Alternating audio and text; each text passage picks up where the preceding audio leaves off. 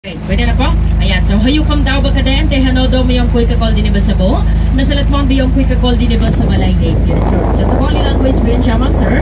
Na ang ibig sabihin po, good noon to everyone. Welcome to sa Balay Lake Resort and welcome to Lake Cebu. Especially, welcome to the summer capital of South Central Mindanao. This is the Taboli homeland, Lake Cebu. So, by the way, my name is Jeron and I am pure-blooded Taboli tribe and I am your tour guide for today. So, baka may mga gusto po kayong itanong dyan mamaya, mga ma'am, sir, no? Ayan, huwag kayong mahiyang magtanong kung may right med pa nito. Ayan. And of course, since nakapaglayag na po tayo dito sa lake po nitong Lake Cebu. By the way po, itong Lake Cebu po, ma'am, sir, ay meron po itong tatlong lawa. Ayan, so yung tatlong lawa po dito sa Lake Cebu. Ayan, una dyan yung tinatawag po naming Lake Lahit. Ayan, so yung Lake Lahit ay matatagpuan doon sa baba before kayo papaakyat papunta dito sa Sabalay Lake Resort. Ayan, of course, yung Lake Lahit po ay ang pinakamaliit sa tatlong lake po dito sa Lake Cebu sapagkat ang Lake Lahit po may lawak lang po yun siya na 24 hectares lang po. At doon sa Lake Lahit ay wala pong mga fish cages na nakalagay po doon. Ayan, pangalawang lake po namin dito sa Lake Cebu, yung tinatawag po namin Lake Saloton. So itong Lake Saloton na ito po, ayan, from Sabalay, papunta doon sa Lake Saloton, may 25 minutes po yung pwedeng papunta po doon sa Lake Saloton. And of course, Lake Saloton po ay may lawak po yun siya na 48 hectares. Ayan. At ang Lake Saloton din po ay kilala bilang pinakamalalim na lake dito sa Lake Cebu. So yung outlet din po nitong Lake Saloton po ay pupunta po yun siya sa may 1 to 7 waterfalls. Nakapunta na po kayo ng 1 to 7 waterfalls. Ayun, baka mamaya po, no? O baka sa other day. Ayan. So, and of course, no, yung sa Lake Saloton may mga fish cages na yung po doon. Ayan, and of course, nandito na po tayo nakalayag sa lake po nitong Lake Cebu, ma'am, sir. By the way po, itong Lake Cebu. Ayan. Ang Lake Cebu po ay may lawak po ito na 354 hectares. Ayan, sa lawak ng Lake Cebu na 354 hectares, syempre itong Lake Cebu po is composed of 13 islands. So, sa 13 islands din po ng Lake Cebu, ayan, 11 dyan ay matatawag po nating island kasi yung 11 po ay maliliit lang po sila. So, sa travel po natin ngayon, ma'am, sir, ay yung ilan sa mga maliliit na isla dito sa Lake Cebu ay hindi na po natin madadaanan kasi medyo malayo na po yun sila. And of course, itong Lake Cebu po ay nahahati po ito sa dalawang bahagi. Ayan, so yung dalawang bahagi po ng Lake Cebu na ito po, ayan, ang tawag po namin doon sa dalawa po, ayan, sa aming language na Taboli language, ayan, ang tawag po namin doon ay Cebu Udi and Cebu Bong. Ayan, pag sinabi po namin Cebu Udi po, ibig sabihin po, maliit lang siya na parte ng Lake Cebu. Pag sinabi ko naman po na Cebu Bong, ibig sabihin po, malaki or sa malawak na po yan siya na parte ng Lake Cebu. And of course, kung bakit nahahati sa dalawa itong lake ng Lake Cebu, it is because dyan sa malaking island na makikita po natin dyan sa aking kanan, ayan, yung island na yan po, ang tawag po namin dyan, Isla Tabowo or Isla Grande. Ayan, so yung Isla Grande niyan ay yung pinakamalaking island po dito sa Lake Cebu. Ayan, so sapagkat may lawak po yun siya na 9.21 hectares. Ayan, and of course, no, since may dalawang parte po itong Lake Cebu, ma'am, sir, syempre nandito na po tayo sa parte na ito. Dito na po ang tawag po namin dito sa parte na ito, Cebu Udi. Ayan, Cebu Udi po, ibig sabihin, maliit lang siya na parte ng Lake Cebu. Ayan, so once again, no, baka may mga gusto po kayong itanong dyan mamaya. Ayan, huwag kayo mahiyang magtanong habang nagtatravel po itong boat po natin. So, syempre, no, why Lake Cebu is a tourist destination? Ayan, Lake Cebu is a tourist destination. It is because of 3 letters. Yung 3 letters niyan, which is letter C, letter A, and letter N. Ayan, so kung babasahin po natin, ma'am, sir, it is CAN. Ayan, yung CAN na yan po. Ayan, syempre, letter C dyan stands for culture. Ayan, so syempre, no, yung isa sa mga dahilan kung bakit maraming turista dito sa Lake Cebu, it is because of culture. Kasi yung ibang mga turista na punta dito sa amin sa Lake Cebu, gusto po nila makita yung the authentic culture of Taboli tribe dito sa Lake Cebu. Syempre, kaming dalawang crew ng cruise na ito, we are pure-blooded Taboli tribe. Ayan, and of course, letter A dyan stands for adventures. Ayan, pag pinag-usapan po natin yung adventures, syempre dito sa Lake Cebu, dyan pa lang sa baba po, sa may 1 to 7 waterfalls, nandyan na po yung pinaka-mataas na zipline sa whole Southeast Asia. So, pinaka-mataas po siya sa height kasi nga po, 600 feet above the ground yung zipline po namin dito sa Lake Cebu. Ayan, so syempre kung gusto nyo makita yung panoramic view ng 1 to 7 waterfalls, syempre kailangan nyo pong sumakay ng zipline na may dalawang rides po yun siya. Unang rides po ay may haba po yun siya na 740 meters. Pangalawang rides naman po ay may haba na po yun siya na 420 meters. Ayan, and of course dito sa Lake Cebu po ay nag-o-offer din po ito ng water tubing or water rafting. Ayan, so yung water tubing po namin dito sa Lake Cebu is located at Barangay Tasiman, Lake Cebu South, Cotabato, sa may Centro Inn Resort po yan siya. Ayan, so syempre, kapag kayo sumakay doon sa may water tubing po, ayan, may haba po yun siya na 1.5 kilometers at tatagal ang kanyang biyahe na 30 minutes and above. Ayan, so sa mga gusto rin pong lumipad po dito sa Lake Cebu, ayan, ang Lake Cebu po ay nag-offer din po ito ng paragliding. Ayan, so sino na dito yung nakapag-paragliding po? Ayan, so sa mga gustong mag-paragliding, ma'am sir, no, dito sa Lake Cebu, may bayad po yun siya na 3,500 per head. Ayan, ano po, mahal po ba o mura? Ayan, mahal. So sabi ng iba ay mura. So syempre yung iba po ay napapamura po sila sa sobrang mahal. Ayan, so syempre no, since sa 3,500 per head yung bayad po doon sa ating paragliding, ayan, huwag kayong mag-alala po. Pag wala po tayong head, ma'am sir, wala po tayong bayad. Kasi 3,500 per head, ayan, so pag wala po tayong head, wala po tayong babayaran. Ayan, and of course the last letter is the letter N. Letter N stands for nature. Ayan, ang nature din po ang isa sa mga dahilan kung bakit maraming turista na pupunta po dito sa Lake Cebu. So ma'am sir, baka may mga gusto po kayong sabihin mamaya or itanong. Ayan, so huwag kayong mahiyang magtanong habang nandito po tayo. Ayan, pwede po kayong magtanong ng kung ano-ano about sa Lake Cebu. Ayan, so ma'am, baka... Jeron, yes, po? Ano ba mga hayop na nakakatakot dito? Meron ba mga buhaya, mga dinosaur? Ayan, nice question, no? Sabi ni sir, may buhaya po ba dito sa Lake Cebu? So, we are so blessed kasi dito sa Lake Cebu po, wala po kaming buhaya. Ayan, walang buhaya, walang piranha. Ay, ayan, tumpak si sir. Ayan, dito na po tayo sa side na ito po. Tingin po tayo doon. Doon po ay may makita po tayong tatlong bundok. Isa, dalawa, tatlo. Yung tatlong bundok na yun po, ang tawag po namin doon ay 3 fingers dahil sa kanang hugis na ganito or tatlong daliri. Ayan, first finger, middle finger, and the last finger. So, ang tawag po namin sa area na yan po is 3 fingers. Ayan, dahil sa kanyang hugis na parang tatlong daliri. So, by the way, ma'am sir, no, ang 3 fingers na po pala ay nagko-contribute ng almost 80% source of water na pupunta po dito sa mismong lake po ng Lake Cebu. Siyempre, no, sa gitnang mountain ng 3 fingers, merong isang malaking balon doon na kung saan yung mga tao na malapit dito sa area na ito ay doon pa yan sila pupunta upang sila ay kumuha ng kanilang pang-inuming tubig araw-araw gamit ang kanilang maliit na bangka na ang tawag po namin doon ay owong. Ayan, owong po yung tawag po namin sa maliit na bangka na disagwan po. Ayan, so gawa po yun siya sa punong kahoy. Ayan, so syempre sa mga tao hindi na gustong umigib ng tubig doon, so sila na po ay ayan po yung sample ng owong po natin ay nasa ating unahan. Ayan po yung sample ng ating maliit na bangka. So syempre no, sabi ko kanina, sa mga hindi na gustong umigib ng tubig doon, so sila na po ay nagpapatayo ng kanilang fosso sa kanilang bakuran. Pero sabi ng iba ay the best pa rin yung tubig galing po doon sa may gitna ng 3 fingers. So syempre once again ma'am sir, so tinatawag po yung 3 fingers kanina dahil sa kanyang hugis na tatlong daliri. So baka naman may mga gustong mag-donate ng 2 fingers dyan para kompleto na po sila. Ayan, so syempre no, dito sa lake ng Lake Cebu ay marami po kaming iba't ibang uri ng mga isda na pwede pong mahuli po dito sa aming lake. Ayan, so syempre dito sa Lake Cebu meron po kaming tatlong malalaking isda na pwedeng mahuli. Ayan, so yung tatlong malalaking isda na yun po yung tinatawag po naming Pangasius fish, Korean fish at Karpa. So ayan na po yung mga malalaking isda na pwede pong mahuli po dito sa lake ng Lake Cebu. So syempre sa mga maliliit na isda po, syempre andito na po yung tinatawag po naming tilapia, hito, haluan, gurami, flower horn, butod-butod, ayungin at marami pa pong iba. Kung sa inyo ma'am sir, no, pag may flower horn kayo na isda, ilalagay po ninyo sa aquarium. Ayan, pero sa amin dito sa Lake Cebu po, pag may nahuli po kami maraming flower horn dito sa lake po namin, ayan, yung mga flower horn na yan po, ay ilalagay na po namin sila sa kawali. Ayan, kasi yung mga flower horn dito sa Lake Cebu is kinakain na po namin yan sila. So, ang tawag po namin sa flower horn dito sa Lake Cebu, 7 colors dahil sa kanyang mga batik-batik sa kanyang katawan. And of course, no, yung pinakamalaking isda na nahuli po dito sa lake po nitong Lake Cebu, walang iba kundi yung tinatawag po naming Pangasius fish na may bigat po siya na 60 kilos. Ayan, so syempre, ayun, yun po yung tinatawag na crindore fish. So, kasing laki ng tao yan. Ayan, sinlaki na po yun siya ng tao, pero hindi po siya kumakain ng tao po.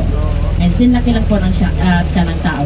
Siyempre, nahuli po yung crindore fish or yung Pangasius fish na yon sa kasagsagan po ng fish kill po dito sa Lake Cebu. Ayan, kasi taon-taon po dito sa Lake Cebu is nagaganap po yung tinatawag na fish kill or kumahong po yan sa amin. Okay, Jeron, yung mga residente rito, ano yung mga rules, patakaran, paano ba sila nanguhuli? Pwede ba sila mamingwit or magbangka? Ayan, so patakaran sa paghuli po, pwedeng mamingwit po, ayan, pwedeng gumamit din ng lambat. Okay. Ayan, so syempre din sa pamamagitan ng pag-aalaga po ng mga isda. Yun po yung hanap buhay po ng mga tao dito sa Lake Cebu. So syempre ma'am sir, no, nandito na po tayo sa area na ito. Dito na po tayo magbabayad ng ating environmental fee na 20 pesos per head. Ayan, so 20 pesos per head po. Pag wala po tayong head ma'am sir, wala po tayong bayad. Ayan. Oh, maraming bawal. Okay. Yun pong mga Jeron, yung mga maraming nakapaligid na mga bahay, paano po yung sanitary? Ayan, so yung sanitary po ng mga tao dito, since sa ngayon po ay tulad ng sa mga sanitary po, since dito sa Lake Cebu nung una po ay maraming mga floating house dito sa lake po ng Lake Cebu. So ngayon po ay pinagbabawal po na po yun siya kasi yung sanitary ng mga tao ay pakalat-kalat na raw yung mga CR po. Pero sa ngayon po ay naglilibot naman po yung DA po namin every year po. May mga septic tank na simentado. Hindi po naman masasabi na sementado po yung mga septic tank, pero as long as mayroon po silang septic tank daw po. So hindi po pakalat-kalat yung CR po ng mga tao or yung mga dumi po ng mga tao dito sa Lake Cebu. Pero mahalaga, masarap talagang isda. Ayan, ang mahalaga dyan ay napakasarap ng mga isda dito sa Lake Cebu. Lalong-lalo po yung tinatawag po naming tilapia. So sabi ng iba, parang yung tilapia daw po namin dito sa Lake Cebu ay parang may gatas daw po. Ayan, pag nakatikim po yung iba ng tilapia ng Lake Cebu, sabi nila parang may gatas po yung tilapia po dito sa Lake Cebu. Kasi malinamnam daw yung laman ng tilapia. Yes, matamis-tamis po. Anong bundok ang nakapaligid sa lakes?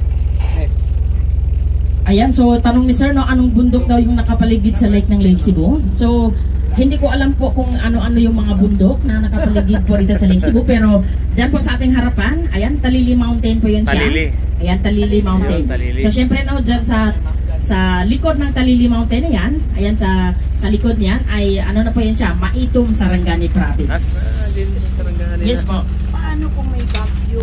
Kung babagyo po ba, ay aakyat yung tubig, yung level. Mga bahay dyan. Ayan, yung mga bahay po, ayan, so, syempre, nice question, no? Ayan, so, since dito sa Lake Cebu, no, ay madalas umuulan, araw-araw po umuulan po dito sa Lake Cebu. Ayan, nag-overflow po yung blessing po dito sa Lake Cebu. Ayan, so, since kahit na umuulan ng malakas po dito sa Lake Cebu, palaging umuulan po dito sa Lake Cebu, we are so blessed kasi itong Lake Cebu ay meron po itong outlet. Ayan, so kung kaya't itong Lake Cebu ay hindi po umaakyat po yung tubig. Ayan, ever since hindi po umaakyat po yung tubig. Ever since po ay meron na po itong outlet po itong Lake Cebu. Yung malaking outlet. Ayan, malaki po yung outlet. Opo, so safety po yung mga tao kahit na umuulan, pero yung hangin lang po ay hindi po natin maiiwasan. Pag tinamaan ka ng malakas na hangin, so syempre matatangay po yung ari-arian niyo po. So syempre ma'am sir, pag nandun po tayo sa likod kanina, ang tawag po namin doon ay Cebu Udi. Ayan, Cebu Udi na po doon. So dito po na side, ayan, ang tawag po namin dito na side po is Cebu Bong na po. Ayan, so Cebu Bong, ibig sabihin po, malaki or malawak na po yan siya na parte ng Lake Cebu. Ayan, kung sa ating mga cellphone ma'am sir, no? Ayan, alam kong maraming mga unli na nandyan. Ayan, isa na po dyan yung tinatawag po naming unli call, may unli text at may unli Facebook pa. Tama pa ba? Ayan, so syempre no, kung sa mga inasal naman ay meron po silang unli rice. Pero sa amin dito sa Lake Cebu ma'am sir, meron din po kaming kakaibang unli. Ayan, so yung kakaibang unli po namin, pero sa aming kulturang Taboli na po yun siya, no? Yung unli na yan ay walang iba, kundi yung tinatawag po naming unli asawa. Ayan. So, kami mag-asawa kahit ilang gusto namin. As long as kaya mong gustusan lahat ng pangangailangan ng bawat tahanan. So, yun ang importante. And okay lang kahit may maraming nag-aaway dyan sa loob ng bahay. Ayan. So, siyempre, no, yung unli asawa na yan ay hindi na po namin pinapractice sa ngayon. Ayan. So, noong unang panahon lang po. So, yes po. Another question. Yung nakatira ba dito? Ayan, so yung mga nakatira dito sa Lake Cebu ay hindi lang po mga Taboli. Pero yung naka-discover po dito sa Lake Cebu Place po is sa mga Taboli people po. Ayan, so sa ngayon po dito sa Lake Cebu, meron po kaming 60% na mga Taboli people. Ayan, yung the rest po, may mga Ilonggo, may Bisaya, may Bicol, ayan, Ugo, Manugo, ayan. Yung the rest na po yun siya.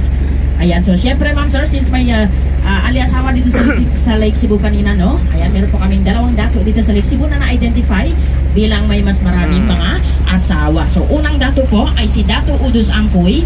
Ayan, so si Dato Udus Angkoy po ay meron lang naman siyang 14 na asawa. Ayan, so baka may mga gusto mo pa iwan dito mga ma'am sir, no? Ayan, pangalawang dato naman po dito sa Lake Cebu. Ayan, kung pangalan niya po ay si Dato Goodwino Manudal. So si Dato Goodwino po, ayan, mas matindi po ito. Si Dato Goodwino po ay meron lang naman siyang 36 na asawa. Ayan. So, Buhay pa sila ngayon. ayan, so, ayan, tanong ni Ma'am, buhay pa po yung dato riyon. So, si Dato na may 36 ang asawa ay wala na po siya. Pero yung may 14 na asawa ay buhay na buhay. Last eleksyon ata, tumakbo siya ng pagka-barangay captain. Pero ano na po yan siya, senior citizen na po. Siya ay nagmumula sa Barangay Tasiman. Ayan, dyan sa tuktok ng bundok na yan po. Ayan. So, syempre, no, yung schedule ng aming dato ay sa pamamagitan ng kanyang sombrero. Kasi yung asawa ng dato niyan ay hindi po yan sila lahat nakatira sa iisang bubong. Kasi may bawat bahay po yung mga babae po. Kapag mag-schedule si dato ay sa pamamagitan ng kanyang sombrero. Halimbawa, yung sombrero ng dato na yan, kapag nakasabit doon sa pintuan ng babae na gusto niya makasiping ngayong gabi, ibig sabihin po yung babae niyon, syempre maligo ka na, mag-ready ka na because it's your time to shine. So, ganyan po yung schedule ng aming dato sa pamamagitan ng kanyang sombrero. And of course, yung schedule ng dato niyan, it takes 2 nights and 3 days sa bawat asawa. Okay, paano mapa-convert dito? Magkano Ayan. membership yan? Ay, ala, nagpa-member na po yung iba dito. Ayan, so hindi naman po kailangan magpa-convert po. As long as ay po sa bawat sitio meron po kaming dato. Ayan, dato po yung ano po namin. Pag may problema kami, ayan, sa sitio pa lang po ay or sa aming sitio or barrio, ayan, fix na po mga problem kahit ikaw ay mamamatay pa ng tao. Okay, sa Muslim, meron tinatawag na duri. Ano ba yung role o patakaran ng Ayan, ito? so tanong ni sir about sa Dory, no? So kami mga Taboli po, kapag kami po ay mag-aasawa, syempre po kami po ay magbibigay po ng Dory. So kami po ay magbibigay ng Dory na naaayon po sa sa katayuan ng babae na aming napapangasawa. Halimbawa po yung babae educated, ayan, yung babae maganda, ayan, yung babae may talent na sumasayaw at gumagawa ng mga damit, ayan, yung babae niyan, syempre yung Dory na pwedeng ibibigay sa kanya po, 15 to 20 na kabayo na may kasama pa yan ng 2 kalabaw. Yan po yung pwedeng i-Dory po sa mga babaeng maganda at parang yung royal blood, kumbaga. Ayan, so syempre kapag kami nagbibigay na po ng Dory, ayan, may kasunduan po yung dalawang panig. Ayan, kapag ang babae po ay nangangaliwa, ayan, so yung Dory po namin ay ibabalik po yan siya 2 times. Ayan, so 2 times po ibabalik po yung Dory po namin. Pero kapag kami mga lalaki po yung nangangaliwa, ayan, pag ayaw na sa amin ng una naming asawa, ayan, kailangan po namin suyuin ulit yung unang asawa. Bigyan pa namin ng Dory upang pumayag siya na asawahin ko po yung isang babae na ito. Ayan, yun ang dahilan kung bakit maraming asawa yung aming mga tribo. Ayan, so minsan din po yung mga katribo po namin ay nag-aaway-away pa yan sila dahil lang sa isang babae. Speak ka. Siyempre yung kabayo po dito sa Lake Cebu, noong unang panahon maraming kabayo po. So ayan, ayan. Minsan po, Paano ay pag-ubos ng kabayo? Paano mag-asawa? ayan, pwede pa naman sir, kahit na sa ngayon po, since wala na po yung mga kabayo at kalabaw, ayan, pag may mga Hilux kayo dyan, pag may Montero kayo dyan, pwede nyo nang ibibigay. Hindi pwede tilapia na lang. Ay, hindi po. Kasi yung tilapia, ikakainin lang po yan siya. Ayan, so joke lang po yung mga Montero Sport na yan. So since ngayon po, wala na po yung mga kabayo, Kabayo ng ayan, Ferrari na, pera na lang po. In between po, 30,000 to 70,000. Yun po yung pwedeng ibibigay. Pero noong unang panahon po, sa isang kabayo pa lang, 25,000 na po yung isa. Lalong-lalo na kapag malaking kabayo. O Jeron, kanina nabanggit mo yung barangay. Napakalawak kasi nitong lake na ito. Ilang barangay ba nakapaligid dito? Ayan, so dito sa Lake Cebu po ay Lake Cebu is composed of 19 barangay. 19. Ayan, so sa ngayon po ay nandito na po tayo sa sentro, sa barangay poblasyon na po tayo. Itong tatlong lake, anong munisipyo ang Ayan, so dito sa Lake Cebu is Municipality of Lake Cebu po sila nakabilang po. Mismong Lake Ayan, Cebu. so yes, sa mismong Municipality of Lake Cebu po matatagpuan yung tatlong lake. And of course itong Lake Cebu is a first class municipality po ito. Ayan. So, syempre dito naman sa kabila, ma'am sir, may nakita po tayo ng maliit na isla. Yung isla na yan, ang tawag po namin dyan, Isla Tamudu. Ayan. So, noong unang panahon niya po pala, si Isla Tamudu ay nagsisilbing isolation area po ng aming mga ancestors. So noong unang panahon din po kasi ay dinapuan po yung mga ancestors po namin na matinding sakit na tulad ng sa COVID-19. Ayan yung sakit na yan po. Ang tawag po namin sa aming language is ugo or kung sa English po leprosy.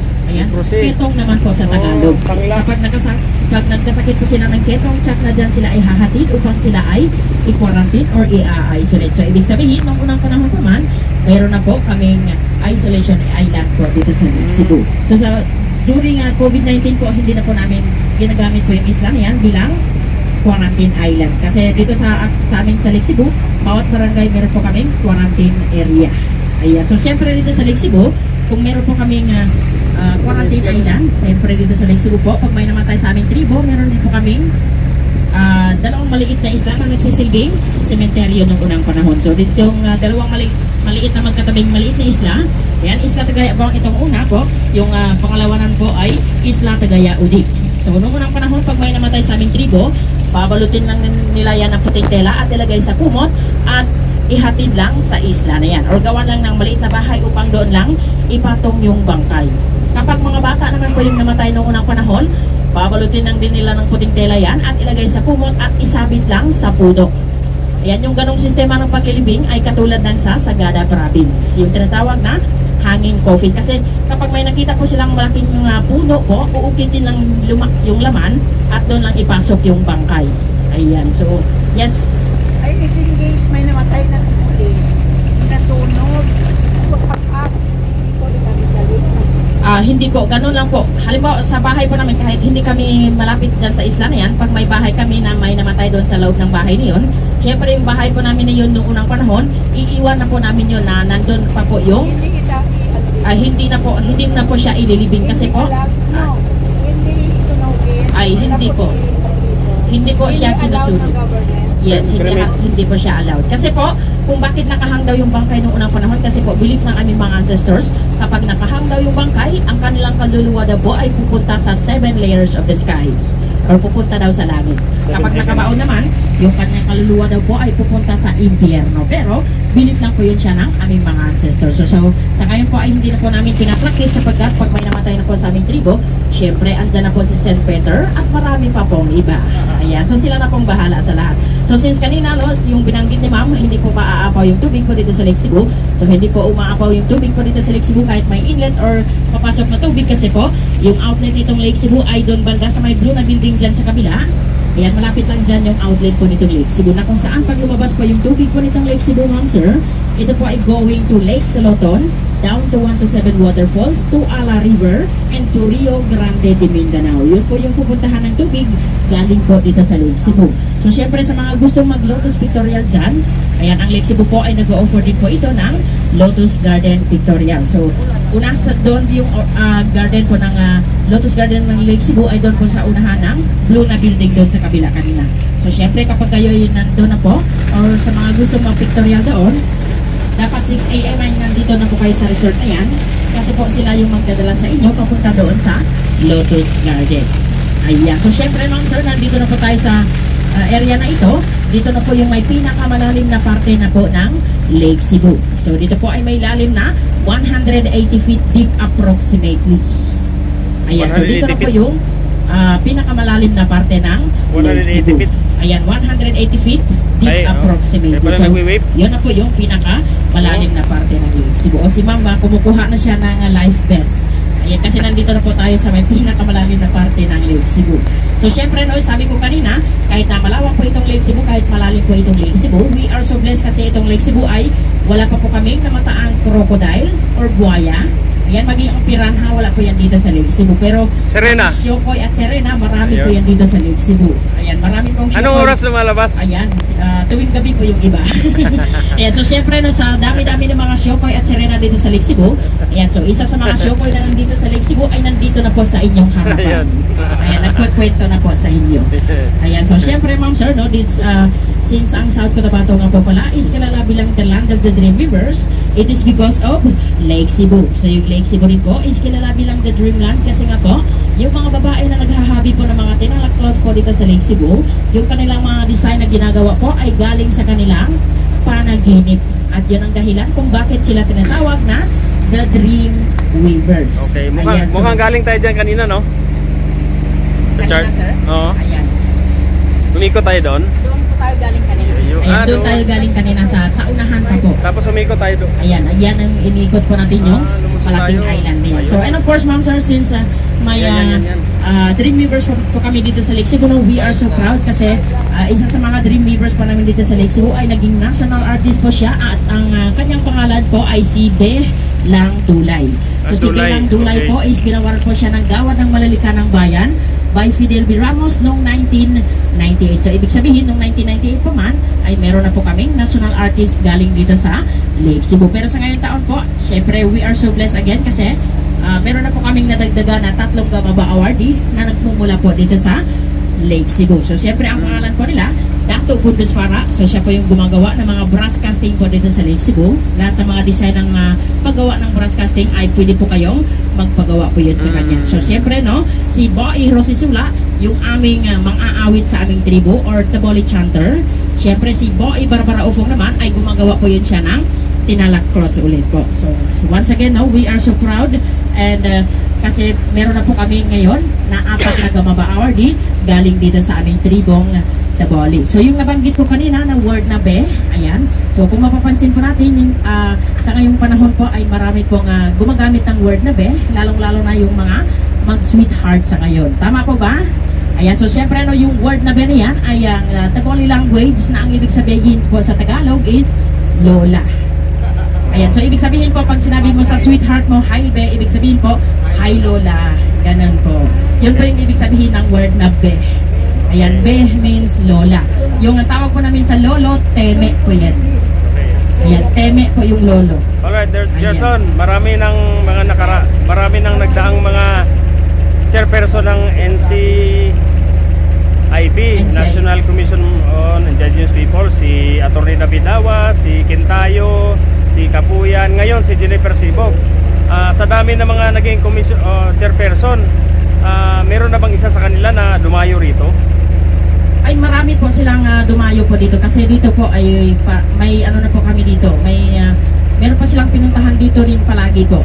Dito sa lalong-lalo na dito sa Lake Cebu. Palagi pong pumunta dito yung mga chairperson na yan po. So minsan ay may mga flaglets po yan sa daanan po na bakit maraming flaglets? Kasi may chairperson daw na galing sa ano po, sa pinakamataas. NCIP. Ayan, galing sa NCIP.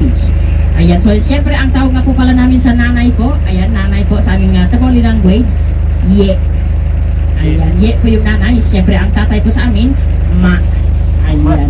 Halimbawa po yung nanay at tatay po namin ay pag malaki po yung kanilang katawan, ayan, madalas na tawag po sa kanila is ma-bong at ye-bong. Ayan, ma-bong at ye-bong kasi malaking nanay at malaking tatay po yun siya. Kapag maliit naman yung nanay at tatay po namin, madalas na bansag sa kanila or tawag sa kanila, ma-udi at ye-udi. Ayan, ma-udi kasi malaking, maliit na nanay at maliit na tatay po yun siya. Ayan, ang tawag po namin sa sanggol nga po pala, yan, sanggol, yung maliit na sanggol, nga udi. Ayan, nga udi po yan siya. Pero pag palakad-lakad o patakbo-takbo na yan siya, ang tawag po namin dyan, nga bong na po. Ayan. So, syempre, ma'am sir, dito naman sa kabila po ay may makita po tayong malaking island. Yung island na yan po ay pagmamayari po yun siya ng Awan family. So, si Awan family po is a pure-blooded Taboli. Yung mga nakatira dyan sa isla na yan ay mga kamag-anak po ng Awan family. So, syempre, they are so blessed kasi last 5 years ago, meron na po yun silang official na electricity mula dyan sa mainland. Dito po, sa mainland, papunta doon sa kanilang island. Ayan, so baka may mga gusto pa po kayong itanong, no? Yan, huwag kayong mahiyang magtanong. So, syempre, no, ever since na hindi ko na-invento yung word na Bluetooth sa ating mga cellphone, ayan, sa mga Bluetooth speakers pa natin sa ngayon, ayan, kami mga Taboli po ay meron na po kaming tinatawag na Bluetooth. Ayan, kung ang Bluetooth sa inyo ay connection, ayan, ang Bluetooth naman po sa amin ay, eto na po, tiyan or stomach. Ayan. Halimbawa po, pagkatulad sa akin na may malaki ang tiyan, ayan, ang tao po namin dyan, bong Bluetooth. Bong Bluetooth. Ayan, bong Bluetooth po ang tawag po namin pag malaki ang tiyan. Kapag maliit naman ang tiyan po, syempre ang tawag po namin dyan, udi Bluetooth. Ayan, maliit ang tiyan, udi Bluetooth po yan siya. Kapag malaki ang tiyan, bong Bluetooth. So syempre ma'am sir, ang tawag po namin sa mga babae nga po pala, ayan, ang babae po, ang tawag po namin sa kanila, libun. Maganda? Ayan, ang babae po, libun. Pag magandang babae, kanoon libun. Kunoon Ayan, Libon. Kunoon Libon. Ayan, I love you, I love you. Ayan, ang I love you po sa amin, Kanbong Nawahu Uu. Ang haba. Ang haba. Mayroong ng simple sabi ba? ni sir. Simple? Sir? Meron bang pinasimple shortcut? Wala na sir, ganun na talaga po yun siya. Memorize natin. Ayan, pwede nyo ma-memorize po. Ayan, yun, once again, no, yung I love you po sa amin, Kanbong Nawahu Uu. Punggong nawa. Yung lalaki po kanina, ang tawag po namin sa lalaki po, Logi. Ayan, Logi po yung lalaki. Ayan, so kapag ba pogi po sa amin, ayan, ang tawag po namin dyan, Kanoon Logi. Noon, Logi. Ayan, Kanoon Logi po yun siya. Ayan, so yun po yung tawag po namin kapag pogi, Kanoon Logi.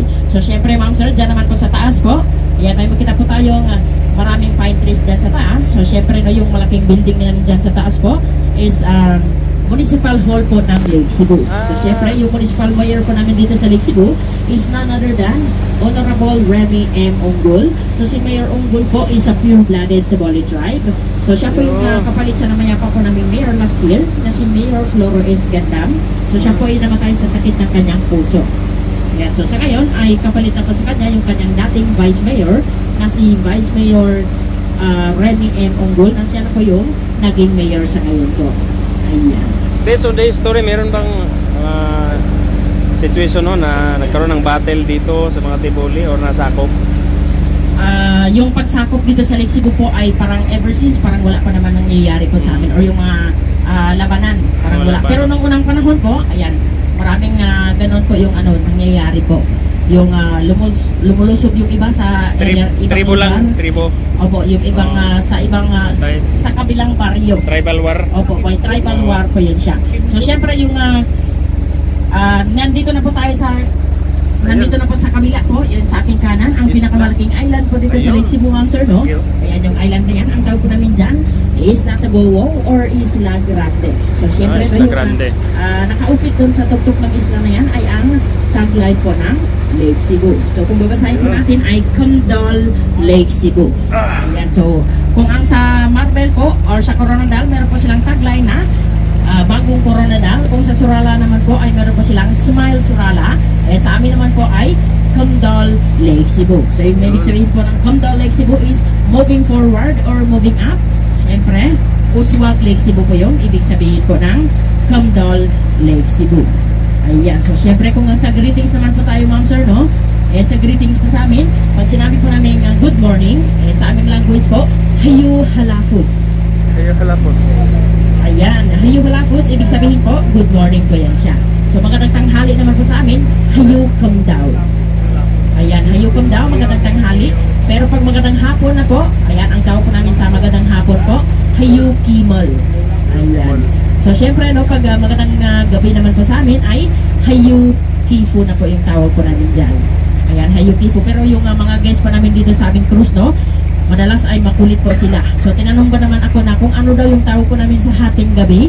Ayan, so syempre sinabi ko sa kanila, yung hating gabi po sa amin ay Sool Butem. Sabi niya daw, hindi dapat ganyan kasi yung hating gabi dapat ay Hayubika na daw ang tawag po doon. Ayan, pero pag madaling araw na daw po, ang tawag po daw nila doon ay Hayukipot na daw. Ayan. Ayan, Hayubika at Hayukipot. Pero joke lang po yun siya, ma'am sir.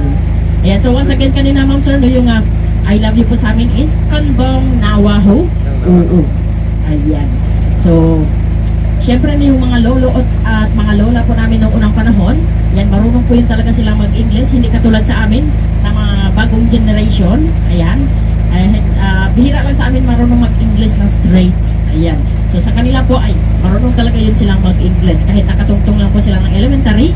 Ayan, marunong talaga yun silang mag-English. So tanong ko lang po, anong tawag ninyo sa CR po? Comfort room. Ayan, comfort room. CR, comfort room or Toilet. ayan, toilet. Ayan, so kung toilet sa inyo sa iba, no, sa amin naman po ang tawag po namin sa CR po ay closet. Oh, closet. Ayan, so syempre, no, yung tawag po namin sa CR is closet, pero pag closet na po yan siya, ang pag sinabing closet, aparador or cabinet na po yan siya. Ayan, pero pag sinabing closet, ibig sabihin po CR. So tinatawag lang naman siya ng closet because when you enter, you close it before you sit. Closet. Ayan, so yun po yung tinatawag po namin closet or CR. Totoo Ano yan, po? Joke ba yun o totoo? Ay, Totoo po yun siya. Pero ang talagang tawag po namin sa CR po, closet po yun siya. Closet talaga. Ayan. So pag CR na Closet. babae, closet libon.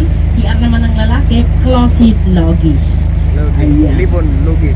Ayan. So libon kanina is babae, lalaki naman po Logi. sa amin, logi. Logi. Ayan. So, syempre, ma'am, sir, ang tawag po nga po pala namin sa pagkain po. Ayan, ang tawag po namin sa pagkain, ken. Ken po yung pagkain. Ay, Ken. kapag kumain ka po, ayan, ang tawag po namin dyan, makken. Ayan. Kapag magyaya po kayo ng kumain, halina kayo, kumain na tayo. Sa amin po ay, hena, makken takoy. Ayan, hena, makken takoy. Ayan, sabi ng iba, no, ang hirap i-memorize po yung language po namin. Sabi nila minsan, may pagka-Korean, may pagka-Thailand, Pagka-Thailand may nga. pagka-Malaysian. Oo. Po. Ayan, so, syempre, ang tawag po namin sa tubig nga po pala, no? Tubig is L. L. Ayan, L po yung tubig. Kapag umiinom ka ng tubig, ang tawag po namin dyan, minom L. Ayan, minom L po yung tawag po kapag umiinom ka ng tubig. So, syempre, no, ano kayang tawag po namin sa pag wala na po yung L? Ay, minom beer na lang po. Ayan, so syempre, no, ang tawag po natin dyan, pag wala na po yung L, mag-EL ninyo na po yan siya. Pag wala na po yung L. Ayan, so syempre kanina, ma'am, sir, dyan tayo pumasok sa tinatawag po namin Cebu Udi. Ngayon po ay nandito na po tayo at tayo na po ay babalik na. So, ang tawag po natin dito na babalik na tayo ay Mulek Tekoy. Mulek Tekoy. Ayan, Mulek Tekoy, ibig sabihin po, uuwi na tayo or babalik na tayo. Sir, may kapansin-pansin yung mga lumilipat na ibon. Ano yan? Mga migratory birds? Anong klaseng ibon yan? Ayan, so yan po yung mga ibon na yan, mga migratory birds po yun sila. Yung mga puti na mahaba po yung leeg, ang tawag po namin doon ay tulabong.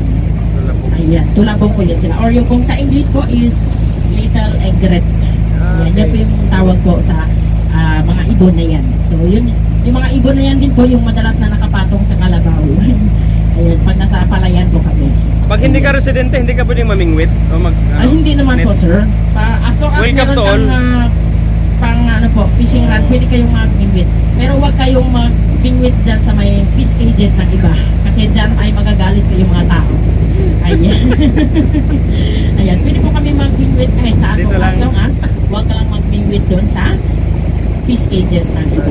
Ayan. So, syempre, ma'am, sir, nakarinig na po ba kayo ng Taboli song? Ay, gusto niyo bang makarinig? Ngayon, okay, ngayon. Ayan, palakpak naman dyan. Ayan, so since walang entertainer po dito sa cruise po namin, ma'am, sir, no? Ayan, syempre ako na rin mag-entertain po sa inyo.